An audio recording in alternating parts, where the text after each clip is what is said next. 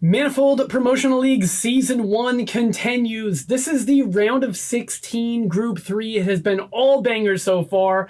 And here in the Rebound Match, I don't expect anything different. I am Brad. With me here, as always, is Adam. Adam, who are we watching? So Sean and Kayden here both lost their placement matches, which means they're in the Rebound Match here. And these decks are awesome. Starting with Sean, he's playing an Athena Chryssy deck that aims to put a bunch of stuff on Chryssy because her ability makes it so that she lasts until the end of the game. And that stuff is usually dice counters given to him by structures. Yeah, so a lot of times when you see Chryssy decks, they're playing these high power cards. Sean has some of them, things like Battle Ready, that you want to make sure persist until the end of the game and are relatively fragile. And Sean's in a control matchup right now, which would normally make those cards bad, but when you look at the Tactical Brilliance, the Rapid Deployment, and the Volmer Circus, those are going to be cards that are going to be giving Kayden a headache all day. Yeah, because Kayden can't sever the ties of Volmer Circus very easily, whereas a Battle Ready might go down to it. So on the other side, Kayden, like we said, is playing a Starlet Djoln kind of control/burn deck. He's got a bunch of events, and his heroes will draw him those events and put them in the discard so that stuff like Ignis Fatuous can care about that in the late game. And Kayden ends every game the same way. He ends every game with a cacophony of Witchfires, Crackles, and Haunting Winds, which are cards that can deal damage directly to your opponent's hero.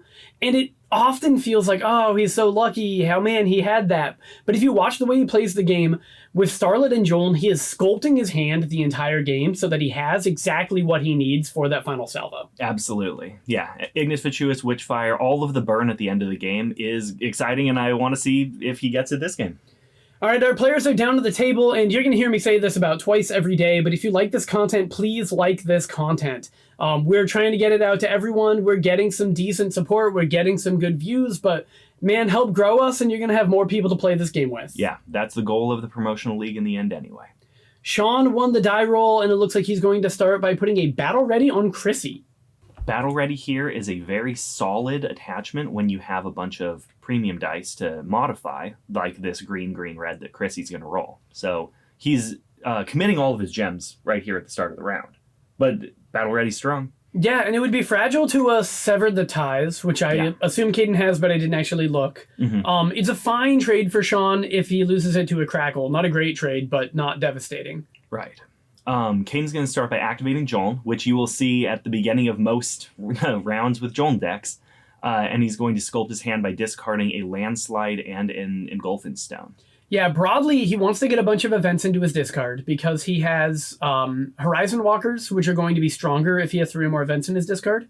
And at some point, he's likely to play an Ignis Fatuous, which gives him extra value whenever he plays an event that shares a name with an event in his discard. Yeah, exactly. That's like, if you read that card and then try to think about what a deck around it would look like, that's kind of That's what Kayden's doing. That's what Kayden's doing. Sean's going to activate Chryssy here and use the Battle Ready trigger to modify the 2 blanks into damage. So Sean's got 5 damage, 7 if he wants to modify right now. Not bad. And Kayden on the other side will activate Starlet and roll more damage and shields, which is fine. Yeah, so just on its face, right now Sean has 1 less damage than Kayden. It looks like he wants to get in his damage right now before Kayden gets the opportunity to shield. Yeah. Oh, Kayden did end up resolving the shield 1 as a draw 1 off of Starlet's trigger. Yes. I think that Kayden's always going to either do the shield 2 or the shield 1 as a draw there, and he picked a draw 1 card. Sean will get him 3 damage, like you said, which means Sean's going for Starlet first, which seems like a reasonable place to start. What do you think? Djoln's energy ability is stronger than Starlet's energy ability at the end of the game, but that's probably less important than Starlet rolls 1 more dice. Yeah.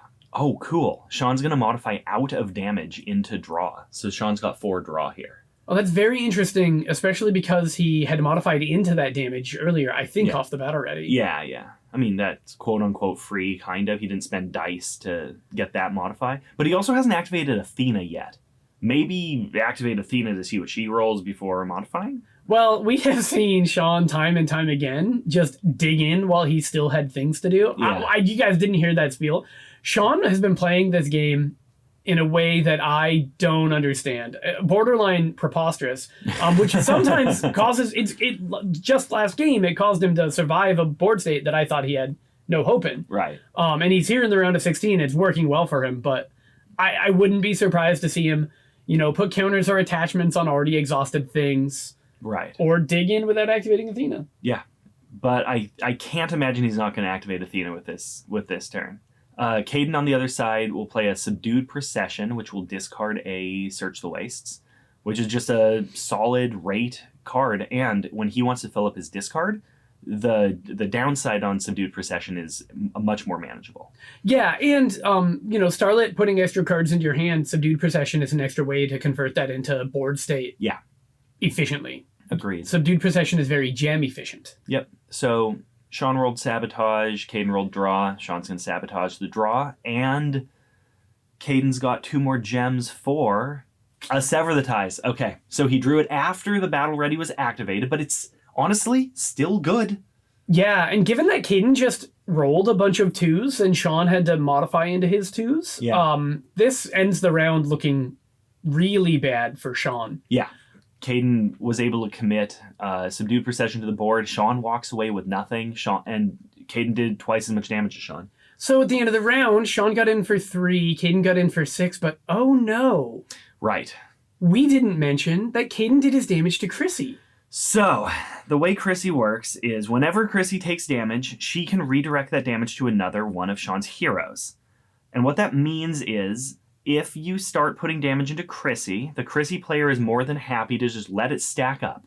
Because you deal 15 damage to Chryssy, and then that last one gets redirected to Athena. And then the next one gets redirected to Athena, and eventually you realize that your 31st point of damage is the first one that actually defeats a hero.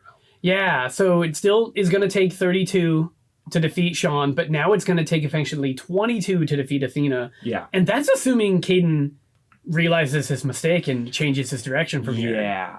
So I think if Kayden doesn't see what's going on with that, we might see a Chryssy loaded up with a pile of damage before it starts getting redirected. And I guess we'll see. So Sean's going to play a Tactical Brilliance, which is going to put a green counter on Chryssy and then immediately activate her using Athena's trigger. Tactical Brilliance is a perfectly fine trick to have in play, but the dice counter is really what Sean's here for, right? Yeah, the first Tactical Brilliance does something kind of decent. The second Tactical Brilliance does functionally nothing, except it does provide you with that green counter. Yeah. But Sean is not really a tempo deck, except on the last round of the game, you're going to notice that you get to Alpha Strike all in one fell swoop. Exactly. It looks like Sean does have the second Tactical Brilliance in his hand. Oh, good. Which would be pretty inefficient if that's what he had to play, but it's not the end of the world. There's also something weird here where Chryssy decks are really good at getting a bunch of green dice. Like if you really kind of do a bunch of Chryssy builds, you'll notice that you'll end up on a bunch of green dice. And they don't actually kill people that efficiently. And so Sean makes a bunch of those. We'll see. Continue Training will be the play for Sean here, putting a black counter on that already activated Chryssy and activating Athena. And Continue Training is already powerful. We've seen basically nothing really trades up against it, but it's especially powerful given that there's a premium counter on Sean's side for it to duplicate. Yeah. So Kayden's going to be kind of pressured to trade down into it so that things don't get worse. Sure. A Sever the Ties here is still quite good, but keeping that black counter around will be good. Assuming Kayden actually tries to fight Sean on that axis. Because Kayden's been rolling pretty decent damage. There's a chance that Kayden just tries to race. Of course, racing into the Chryssy won't be ideal. Okay. Change the Tide will be Kayden's play here, modifying 2 into damage and sabotaging... Probably the draw. All the draw. 3 draw. Yeah, okay. I guess Kayden has decided, Sean modified into draw last round, so drawing is what he wants to be doing. So I'm not quite sure why, but I'll go ahead and disrupt it. Yep. So Kayden will have put 6 more damage into Chryssy here. Oh no. And Chryssy has taken 12 damage and it doesn't matter yet. Yeah, I mean that looks good, right? Yeah. Kayden is winning this game, except he's going to find himself on the wrong side of a very unfortunate breakpoint. Yeah, the breakpoints here are really the thing that matters. So Kayden will do 1 more damage, and Sean will now start redirecting it to Athena. And now Kayden's like, oh, is that how that works? What does that card do? Yeah, okay. Okay, so now Kayden has 15 more damage until one of Sean's heroes goes down. But when that happens, he'll only have four more points of health to deal with. Yeah. Some silver lining. And both these players are left with a sabotage and some dice that don't do all that much. That'll be one more damage to Starlet. And we're probably wrapping up and going to round 3 in fairly short order. Kayden has a decision to make because this energy is going to convert a card in his hand into either an event or an ethereal card from his discard, which turns out is any card in his discard, I believe. Yep. Djoln and Starlet's abilities together mean most of the cards in Kayden's deck can be picked up. And he's deciding, do I want to sever the ties, a continued training? Do I want to change the tide for next round? Let's see, he's got a Crackle and a Rumble of the Grotto in his hand. So he's going to trade out... Oh, and an Ignis Fatuous. That wasn't a Rumble. Great. So he's going to trade out an Ignis Fatuous for a Change the Tide. Yeah. Interesting. And then... Oh, he has blue, blue, green as well in terms of gems to spend. So he's probably playing, Crackle this round as well? Oh, I suppose. I didn't even notice that he hadn't spent his gems yet. Sean's going to activate that continue training, putting a green counter on Chryssy. And that means the end result of this will be continue training added green, black to Sean's board this round, but he didn't get any of those dice. Oh, he got... Yeah, you're right. Yep. He didn't actually roll those dice this round. And the Crackle will take out the continue training after it was activated. So, Sean will dig in on Athena, and we go to round 3. So it would look like the way that Sean played his cards and has grown his board is a way that Kayden's really hard for Kayden's deck to deal with. Yeah. But on the other hand, Kayden has just put out dramatically more damage, and Sean hasn't actually realized his dice. So we're going into round 3. Sean has only done 4 damage, and Kayden has done 13. Yep. And now, again... Chryssy is giving Sean the ideal breakpoint, and Kayden ran, full speed into that. But it's got to be enough to make up for this hole that Sean finds himself in. Yeah.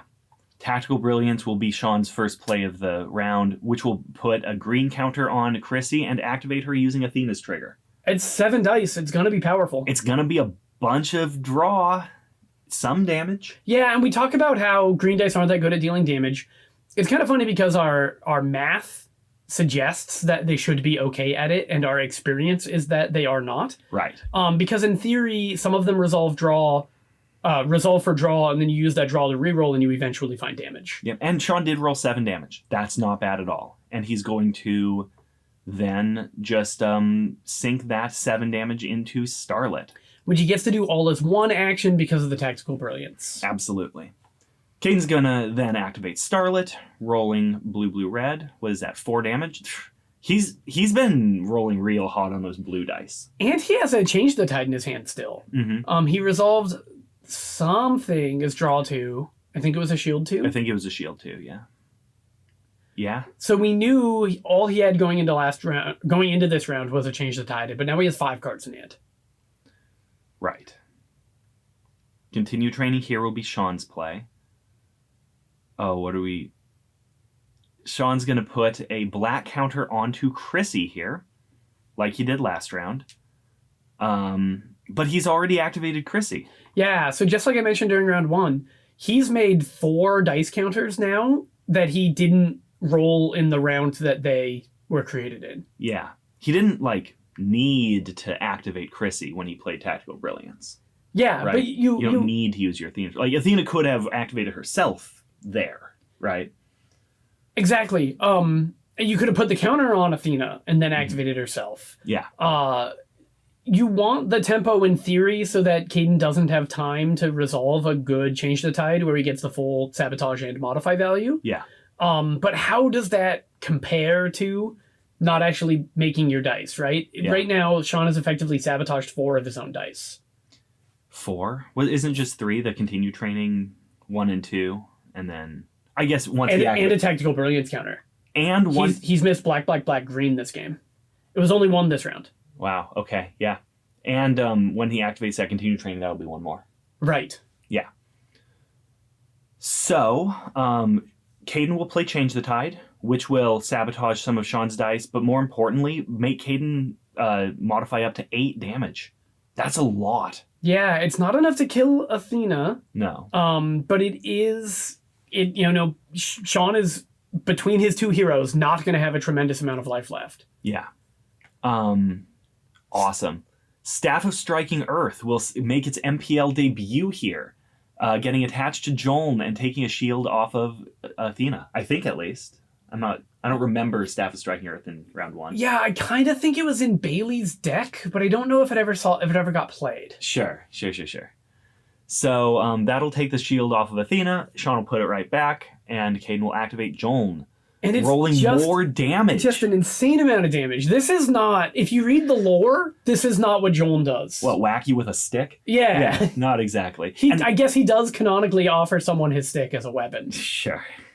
And Kayden was able to just roll an absolute pile of blue dice into 2 damages. And when the dust settles, Athena took 11 damage that round. Both of Sean's heroes are at 4 health.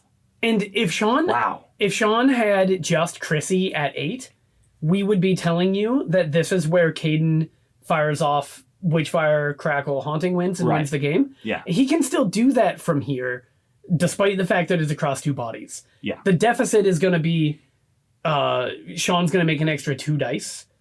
I'm not sure that Kayden cares. Sean's going to start with a Spray and Pray, which will activate Chryssy using Athena's trigger and roll a big pile of dice. So there's going to be 9 dice, but 6 of them are green. Now, here's where all of those dice counters that we were talking about earlier are. They're still here. They're getting activated right now. They're getting rolled right now. That's a spooky amount of dice. Yeah, that's real big. And we have 3 damage? 4 at least. I can't see what that last one, there's a symbol on it. Yeah, there's a 2 something. 2 draw. All right, so 4 damage and 4 draw and 2 rend. Looks like. And that doesn't even threaten lethal on Starlet. No, it does not. On the other hand, oh no. Kayden has 2 Haunting Winds in hand. That lines up pretty well against 2 heroes at 4. That does, in fact. Okay, this is going to be a Haunting Winds taking care of Athena. 4 damage to Athena will be the last for health before she activates. Okay.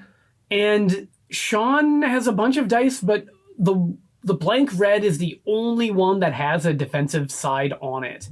Spray and Pray can make 3 more red, which it looks like that is the line that he's going to take. Sean's going to roll 3 of these dice into red dice. But if Kayden just plays another Haunting Winds, this doesn't matter, right? Oh, he doesn't even have time to resolve a shield. Chrissy's not shielded? Yeah, I think you're right. Okay, so Sean will roll 5 damage. Nice.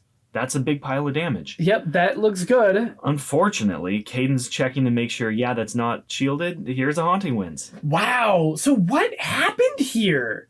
Kayden just rolled an insane amount of damage on his blue dice. Sean didn't realize, he didn't actually create all of the dice that he made on the table. Yeah. And despite the hiccup of Kayden giving Sean Athena to the very end, Kayden's output was just so much higher, he was able to overcome it. Yeah. Sean, I don't know. A pile of green dice doesn't actually kill people is still my understanding of how Manifold works. Yeah, and it continues to bear out in practice. Right. So congratulations to Kayden.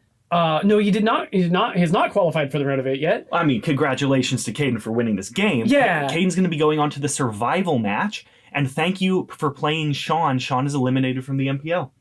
Wow, yeah, thank you so much for coming, Sean. Sean had one of the longer commutes of the people here, but he made sure to show up and get his games played in a timely fashion. So really appreciated the effort that you put out. Really loved the games that you showed us.